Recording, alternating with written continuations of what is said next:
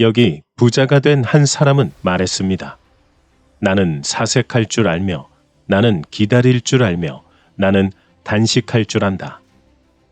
오늘 소개할 책은 무려 100년이 지난 고전입니다.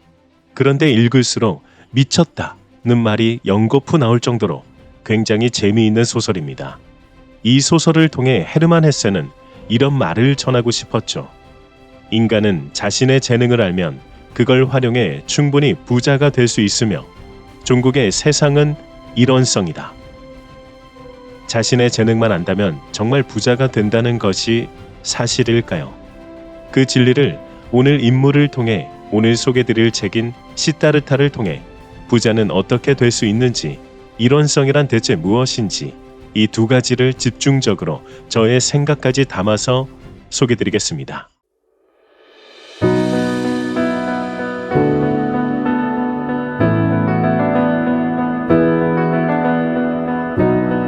어릴 때부터 크게 될 것이라는 말을 듣고 자란 시다르타. 여기서 말하는 시다르타는 부처가 아닙니다. 단지 주인공의 이름일 뿐입니다. 그는 사제의 아들로 당연히 명문 높은 가문의 사제가 될 줄 알았죠.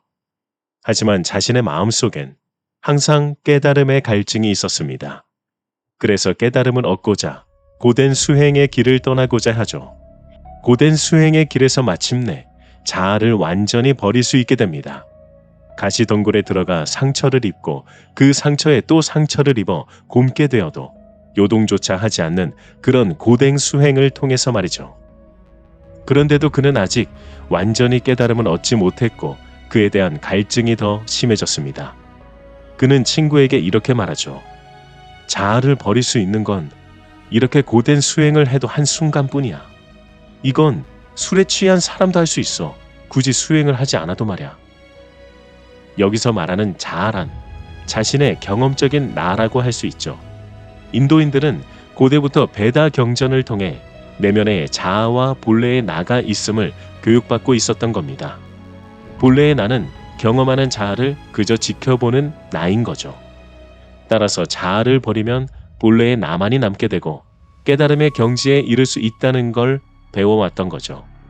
하지만 주인공은 자아를 버릴 수 있게 됐음에도 경지에 올랐다는 생각이 전혀 들지 않았고 오히려 갈증이 더 심해진 겁니다. 그것은 한 가지 원인, 딱 한 가지 원인에서 비롯된 것이다. 나는 나를 너무 두려워하였으며 나는 나로부터 도망을 치고 있었던 것이다. 이때부터 시다르타는 세상을 보는 관점이 고통에서 아름다움으로 가득 차기 시작했고 모든 의의와 본질은 사물들의 배후 어딘가에 있는 것이 아니라 그 사물들 속에 삼라만상 속에 있었다는 걸 깨닫게 됩니다. 그리고 책에선 이런 문구가 나오죠. 문득 자신이 실제로 잠에서 깨어난 자이며 새로 태어난 자라면 생활을 새롭게 완전히 맨 처음부터 다시 시작하지 않으면 안 된다는 것을 분명하게 깨달았기 때문이다. 이는 자신의 생각이 달라지고 관점이 달라지자 기존과는 다른 선택과 행동을 하기 시작함을 말해줍니다.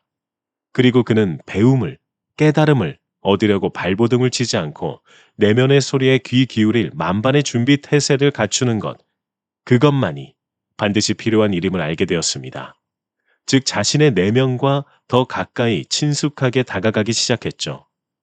그의 발걸음은 도시로 향했습니다. 도시에 이르는 강가에서 그를 유혹하는 젊은 여자를 한 명 만나게 됩니다. 저는 여기서 헤르만 헤세가 이 부분을 굳이 넣은 이유를 잘 알 것 같습니다. 후에 시다르타는 내면의 소리로 이 유혹을 뿌리치고 도시로 들어오는데 마침 거기서 운명의 상대를 만납니다. 만약 유혹에 넘어갔다면 어땠을까요?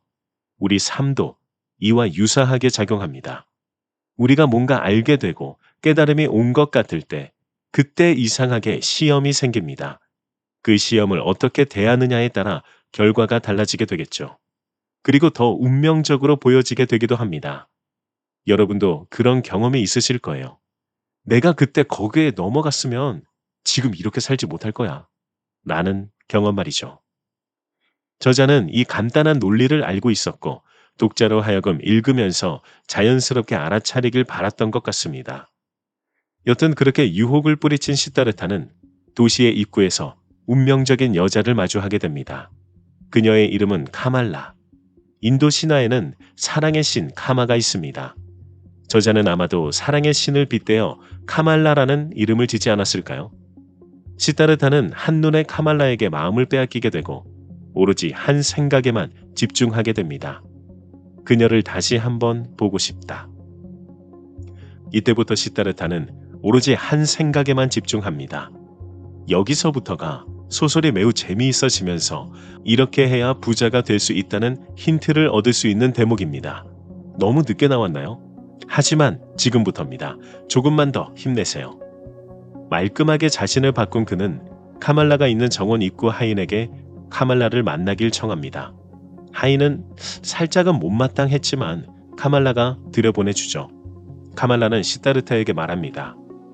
나한테 귀한 손님 대접을 받으려면 멋진 옷을 입지 않으면 안 되고 예쁜 신발을 신지 않으면 안 되고 지갑에는 돈을 두둑히 넣고 있지 않으면 안 되고 카말라에게 줄 선물을 가져오지 않으면 안 됩니다. 숲에서 온 사문이여, 이제 아시겠어요? 시다르타는 대꾸하죠. 사랑하는 카말라요. 그러면 어디로 가야 그 세 가지를 가장 신속하게 얻을 수 있는지 좀 알려주시오. 너무 당당하지 않습니까? 일단 그가 도시에 들어오기 전 유혹을 뿌리친 것이 시험 통과이고 운명적 상대를 만나게 되었고 오로지 한 생각만을 품었습니다. 그리고 자신을 변화시켜 만나는 데까지 성공했죠. 그리고 상대방에게 오히려 당당하게 어디 가면 그런 걸 얻을 수 있는지 물어봅니다. 카말라는 답합니다. 이보세요. 많은 사람들이 그것을 알고 싶어 하죠. 당신이 배운 일을 하셔야죠. 그리고 그 대가로 돈과 신발과 옷을 얻도록 해야죠. 도대체 당신은 무슨 일을 할 수 있죠? 여기서 아주 중요한 부자 되는 방법이 등장합니다. 나는 사색할 줄 아오. 나는 기다릴 줄을 아오. 나는 단식할 줄을 아오. 이게 부자 되는 비법입니다. 조금 더 듣다 보시면 이 세 가지의 능력으로 그가 어떻게 부자가 될 수 있었는지 나오게 되죠. 카말라는 말도 안 되는 능력 세 가지를 듣고서는 이렇게 말합니다. 그밖에 할 줄 아는 일은 없어요? 나는 시를 지을 줄도 아오. 내가 시를 한 수 지을 터이니 그 대가로 나에게 입맞춤을 한번 해주겠소. 대단한 당당함입니다. 미인을 얻으려면 역시 용기가 필요한가 봅니다. 시를 곧잘 잘 읊은 시다르타에게 카말라는 살짝 마음에 들기 시작합니다. 당당함과 용기가 역시 통했을까요? 그리고 글을 읽고 쓸 줄 아냐고 물어보죠. 안다고 하니 카마스와미라는 상인에게 가보라고 소개시켜줍니다. 바로 여기가 제가 본 포인트입니다. 아니 무엇보다 그가 그렇게 할 수 있었던 이유는 무엇일까요? 그냥 소설의 주인공이니까? 저는 헤르만 헤세가 바로 이 점을 알려주고 싶었다고 생각합니다. 자신의 재능이 무엇인지 아는 것, 그리고 그것을 활용하면 당당해질 수 있고 자신만의 길을 갈 수 있다는 것, 거기다 도움의 손길이 알아서 생긴다는 동시성까지 말이죠. 시다르타는 카말라 앞에서 자신의 재능을 당당히 보여주었고 자신의 생각이 먹힐 것을 당연하게 알고 행동했으며 초연하게 그녀의 약간은 상처 주는 말들을 받아 넘길 수 있었습니다. 이게 바로 우리가 가져야 할 상태가 될 수 있죠. 제 강의가 이런 걸 다룹니다. 나도 좀 많이 벌고 싶다. 내 인생 좀 제발 바꾸고 싶다. 걱정 없이 살았으면 좋겠다. 이 강의를 듣게 되시면 그렇게 되실 겁니다. 우리가 이런 상태로 세상을 살아가게 된다면 시다르타처럼 가진 것이 없음에도 불구하고 자신이 가진 것을 활용해서 충분히 자신만의 길을 갈 수 있게 되는 거죠. 여기서 잠깐, 상태를 만들려면 매일 누군가가 일깨워 주는 것이 좋습니다. 그럴 때 필요한 건 매일 아침 7시에 동기부여 문자를 받아보세요. 하루 100원씩 100일간 받아볼 수 있습니다. 강의와 데일리 모티브 신청은 더보기를 활용해 주세요. 이어서 가겠습니다. 카와스마미에게 간 시다르타는 그에게서 일을 배우기 시작합니다. 그는 이렇게 말하죠.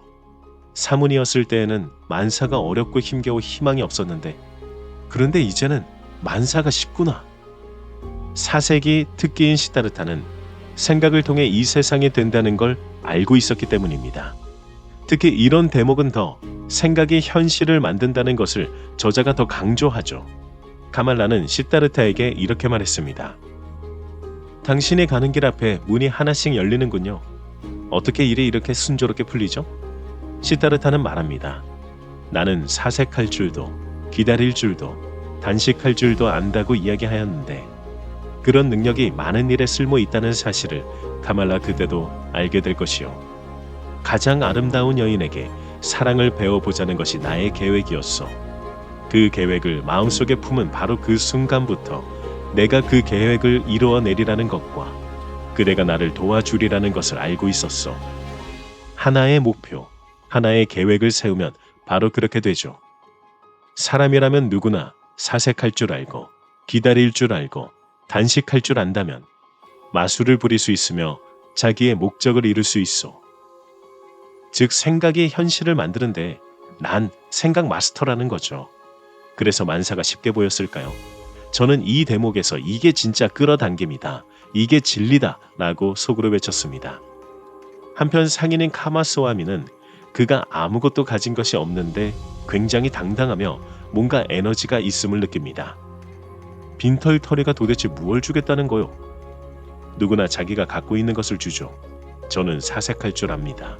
저는 기다릴 줄 압니다. 저는 단식할 줄 압니다. 아니, 그게 무슨 쓸모가 있죠? 나는 기다릴 줄 알고 단식할 줄 알기 때문에 당장 배가 고파서 급하게 일거리를 찾지 않고 당신에게 온 겁니다. 초조해하지 않고 공공해하지도 않았으며 설령 굶주림에 오래 시달릴지라도 웃어 넘길 수 있습니다. 이렇게 카마스와미 밑에서 상인의 일을 배우게 되었고 그는 카말라가 말한 대로 비싼 옷과 예쁜 신발 그리고 두둑한 지갑, 카말라에게 줄 선물까지 들고 갈 수 있게 되었습니다. 그가 가진 목표는 카말라에게서 사랑을 배우는 것, 상인의 지식은 그 목표를 이루기 위한 수단일 뿐이었습니다. 돈을 쫓은 게 아니라 돈을 수단으로 본 거죠. 이것 또한 중요한 포인트입니다.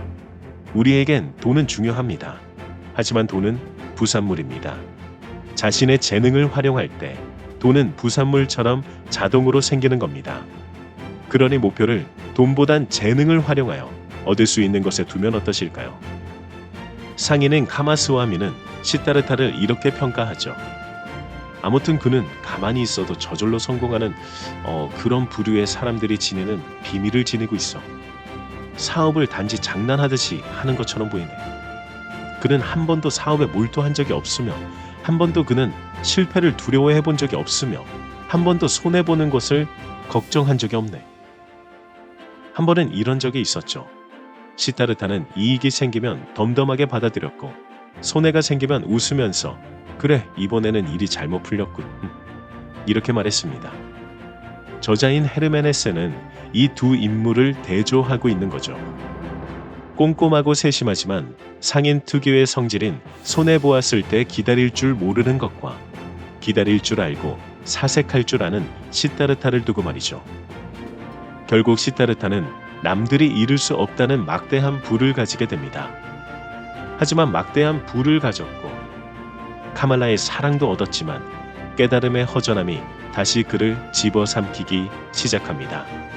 이는 다음 편에서 일원성과 함께 이어서 하겠습니다.